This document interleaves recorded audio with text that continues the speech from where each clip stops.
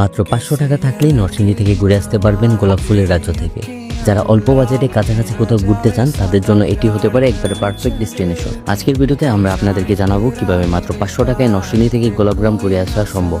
নরসিংদী নতুন bus stand থেকে PPL super বাসে করে জনপ্রতি 120 টাকায় চলে আসবেন আব্দুল্লাপুর থেকে সিএনজি রিজার্ভ করে কামারপাড়া হয়ে বিরলিয়া চলে আসতে হবে।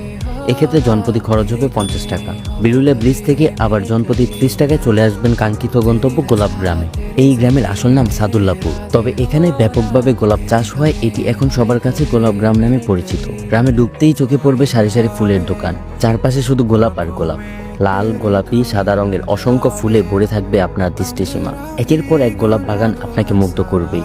গোলাপ বাগানে প্রবেশ করতে হলে জনপ্রতি দিতে হবে 50 টাকা। ভেতরে ঢুকলেই দেখা মিলবে সাজানো গোলাপের বাগান, যেখানে প্রকৃতি যেন নিজ হাতেই শিল্পকর্ম এঁকেছে। চাইলে এখান থেকেই খুব অল্প দামে তাজা গোলাপ ফুল কিনতে পারবেন, যা শহরের বাজারের তুলনায় অনেক সাশ্রয়ী। আর জানিয়ে রাখা ভালো, এখানে আসা সবচেয়ে ভালো সময় হলো একদম সকালে স্নিগ্ধ হাওয়া, নরম রোদ আর গোলাপ ফুলের সুবাস সব মিলিয়ে অভিজ্ঞতাটা হয়ে উঠবে অসাধারণ। ছবি তোলা বা ভিডিও করার জন্য সকালটাই বেস্ট। গোলাপগ্রাম এক্সপ্লোর করতে করতে শেষ করছি আজকের ভিডিও। আর যাদের সঙ্গে এই সুন্দর জায়গাটিতে যেতে চান তাদেরকে কমেন্টে মেনশন করতে ভুলবেন না। দেখা হবে পরবর্তী কোনো জায়গায়, পরবর্তী কোনো ভিডিওতে। এর আগ পর্যন্ত আমাদেরকে ফলো দিয়ে রাখুন। ধন্যবাদ।